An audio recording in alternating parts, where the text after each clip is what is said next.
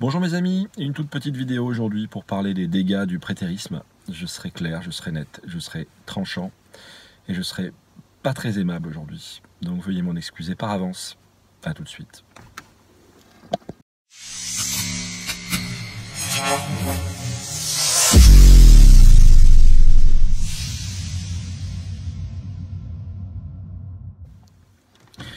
Ouais, bonjour mes amis. Aujourd'hui je suis mi-figue, mi-raisin. J'ai été jusqu'à présent tolérant avec le prétérisme.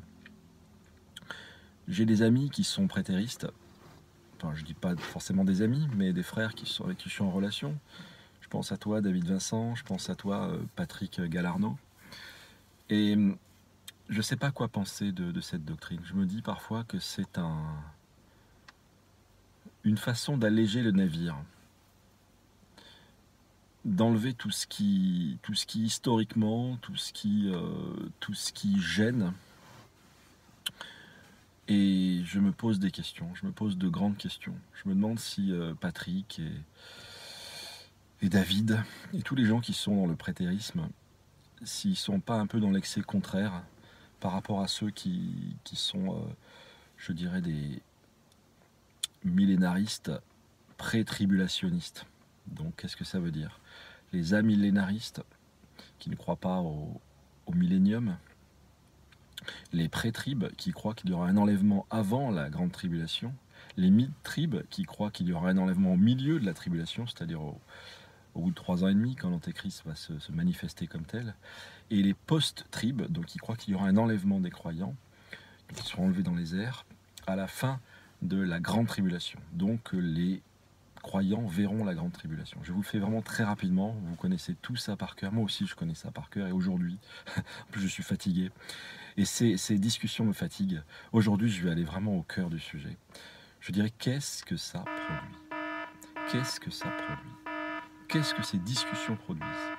Et pour quelles raisons ceux qui veulent alléger le navire, et je comprends tout à fait que nos amis pré-trib et tous les gens qui nous sortent des prédictions, qui passent leur temps à regarder les astres et les désastres, les signes des temps, etc. Je comprends tout à fait que ces gens-là ont un côté usant et que leur façon, comme je dis, de faire chauffer la GN, c'est-à-dire de faire peur aux gens, peut être contre-productive. Mais je dirais que d'un autre côté, la réalité, c'est que Jésus-Christ va revenir. Ça, c'est sûr, mes amis. Jésus-Christ va revenir. Ça, c'est sûr. Je le redis, Jésus-Christ va revenir. Il va revenir sur terre. Il va venir, selon Matthieu 24, selon Matthieu 25, il va revenir chercher ses enfants. Il va revenir être manifesté en gloire. Et je suis très gêné par, je ne sais pas comment dire, est-ce que c'est un manque de sacré? Est-ce que c'est une façon de jeter par-dessus bord tout ce qui semble avoir alourdi l'Église au cours des âges?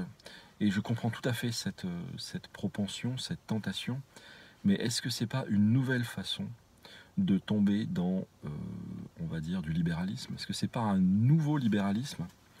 Est-ce que ça ne produit pas, au contraire, une légèreté chez les croyants? Parce que si moi je dis à mes enfants, écoutez, je reviens dans quelques instants, forcément ils vont sentir une espèce d'urgence en eux. Et ils vont peut-être se dire, bon, il faut qu'on se dépêche, il faut qu'on soit sérieux. Alors que si je leur dis, bon, vous avez le temps, vous avez tout votre temps, je reviens ou je reviens jamais, est-ce que ça risque pas de créer une démobilisation, une démotivation, une démobilisation? Je pense que la vérité, elle est entre les deux. Il faut trouver un équilibre. Donc Patrick Galarno, je regarde tes messages parfois, je sais pas, je me pose des questions. Est-ce que tu n'es pas en train de glisser vers un libéralisme que tu dénoncerais par ailleurs, mais je sais pas, ça te rend un peu léger. Réfléchis-y, Patrick. Et toi, David, je sais pas, j'ai pas les armes intellectuelles. Je vois que tu étudies.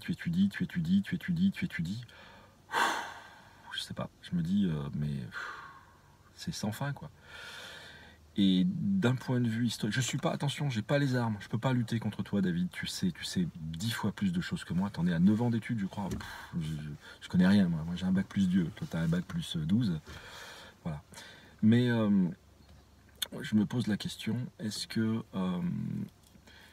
l'histoire, c'était Georges Duby, je crois, toi qui es historien, est-ce que l'histoire peut pas être cyclique? C'est-à-dire que des choses qui se sont produites ne peuvent pas se reproduire de façon cyclique. Et est-ce que, je dirais même plus, est-ce qu'il ne peut pas y avoir une notion prétériste des choses, c'est-à-dire que effectivement la chute de Jérusalem a eu lieu en 70, le temple a été détruit en 70 après Jésus-Christ, ok. Mais est-ce qu'il ne peut pas y avoir aussi donc une notion cyclique d'histoire, mais aussi des choses qui peuvent s'être accomplies et qui peuvent aussi à nouveau se reproduire dans l'histoire, comme des types de l'antéchrist qui se manifesteraient à des périodes données dans l'histoire, etc. Je ne sais pas, je pose des questions. Je pose des questions, j'ai pas forcément la réponse. Et je vois que d'un côté, on a des gens qui sont un peu comme les darbistes ou les pentecôtistes, qui revisent un peu leur copie parce qu'ils se rendent compte que le monde change, ils se disent purée, mais on va souffrir en fait, on va avoir une partie de la tribulation, on va souffrir. Et qui sont en train de faire une prise de conscience, de s'armer de la pensée que ils risquent de subir des persécutions et de souffrir. Ce qui n'est pas pour me déplaire, parce que effectivement, jusqu'à présent, ils étaient tous là. Ouais, c'était un peu la pensée après moi le déluge, quoi. Après moi le déluge, c'est moi et les petits oiseaux, quoi.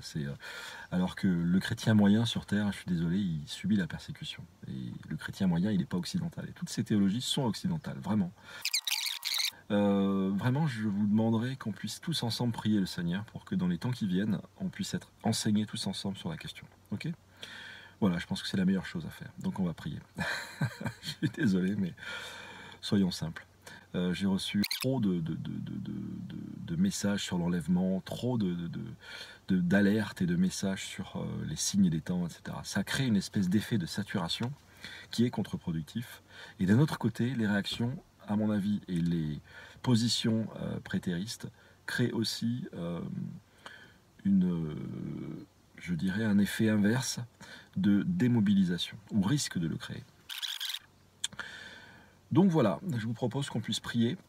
Je ne suis pas troublé par ces questions, mais je vois que des gens le sont. Donc je vous propose qu'on puisse prier. Ça va vous paraître un peu une vidéo pour rien, un coup d'épée dans l'eau.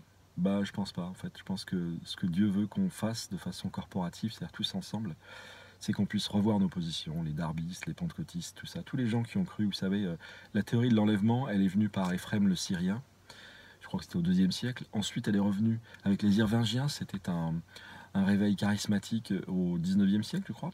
Oui, 19e, c'était en Écosse. Donc une jeune fille a eu une vision, une révélation subitement, et donc John Irving a repris ça. Ensuite, Darby a repris la question. Ensuite, c'était Scofield, et ensuite les pentecôtistes qui ont repris toutes ces théories qui sont basées sur un seul verset, en fait, ce qui le retient. Un seul verset qui est dans Thessaloniciens. Tout ça a créé une vague complète de gens qui, sur cette question, sont verrouillés dans une pensée qui est peut-être erronée, ou qui est peut-être partiellement juste seulement. Donc je vous propose qu'on puisse prier pour que Dieu nous donne des clés, et venez en discuter sur le fil de cette vidéo. Et ensuite, tous ensemble, plaçons-nous devant le Seigneur. Ok ? Voilà, Seigneur, notre Dieu, nous voulons t'apporter cette question de l'enlèvement. Moi, je ne me sens pas compétent pour ça. Mais je sais que ta parole est compétente.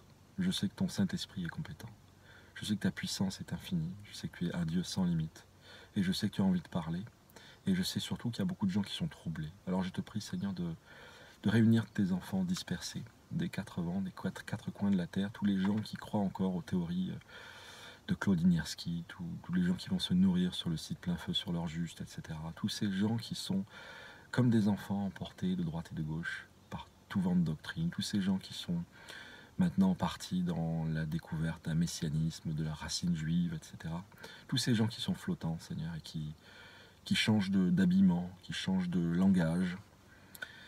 Tous ces gens qui sont vraiment troublés par ces questions. Je veux te prier, Seigneur, pour que tu fasses descendre quelque chose de sérieux et de solennel, et que tu équipes des serviteurs de Dieu. Je pense à des gens comme Mario Massicotte, qui ont un langage clair et équilibré sur la question. Tu es le Dieu des vivants et pas le Dieu des morts. Donc nous voulons te prier de nous envoyer des prédicateurs, de nous envoyer des hommes et des femmes oints par toi sur ces questions, avec un langage clair, un son de trompette clair et net, Seigneur, qui sache... comme c'était le cas des Romains, un premier son de trompette, on rassemble les affaires. Deuxième son de trompette, on se met au garde à vous avec son pactage et on attend le signal du départ. Et troisième son de trompette, on y va. Eh bien Seigneur, vraiment que tu puisses nous donner des gens qui nous mobilisent, qui nous font mettre debout pour attendre vraiment le signal du départ, mais pas passer notre temps à regarder le ciel, comme disaient les disciples, ou les anges aux disciples. Pourquoi vous arrêtez-vous à regarder le ciel, Seigneur, vraiment? Qu'on puisse être conduit par toi, équipé par toi, et que les serviteurs de Dieu nous donnent la parole, qui nous donne, je dirais, la manne, la nourriture d'ange, pour continuer à vivre dans le désert de ce monde, mobilisés et mobilisant les gens autour de nous, Seigneur. Au nom de Jésus-Christ, nous t'avons prié. Amen. Voilà mes amis, je traite un peu ça par-dessus la jambe. Pas vraiment, mais j'ai pas envie d'y passer des heures et des heures d'études, tout simplement parce que je ne suis pas compétent, et parce que d'autres sont plus compétents que moi. Et ainsi que je l'ai demandé, ben voilà, attendons-nous à un exaucement pour cette prière précise. J'ai la foi que ça peut arriver en francophonie, j'ai la foi. Et si vous êtes un de ces prédicateurs qui avait reçu un message, ben contactez-moi, et on pourra faire une autre petite vidéo sur la question, où on pourra mettre les points sur les i. Ce sera bien volontiers. Désolé David et Patrick de vous avoir un peu écorné dans cette vidéo, mais je pense que c'est nécessaire. Je pense que vous devez aussi réfléchir à l'impact qu'ont vos paroles et vos doctrines. Je ne sais pas si ce sont des doctrines, mais enfin, à l'impact que produisent vos paroles. Je pense que vous avez une responsabilité. Et à tous les autres qui ont désinvesti, qui se sont désengagés, je signale que quand vous allez sur YouTube, et que vous tapez des mots-clés autour de la fin des temps, etc., vous tombez sur des quantités phénoménales, hallucinantes de vidéos qui disent absolument tout et son contraire. Et c'est vraiment plus que troublant pour beaucoup de gens. Donc, vraiment, tous ensemble, nous qui avons reçu et qui voulons marcher dans la saine doctrine, dans l'équilibre, eh bien, tous ensemble, prenons ce problème à bras-le-corps et investissons les plateformes web, investissons YouTube, investissons Facebook, investissons bien sûr nos églises, nos mouvements d'église, avec des pensées saines, correctes et des doctrines équilibrées et bibliques sur ces questions. Voilà, à bientôt mes amis, et sans doute pour une 3e vidéo sur la question, où je serai un peu plus outillé et sans doute accompagné de frères et de sœurs qui ont vraiment reçu sur ces questions. À bientôt.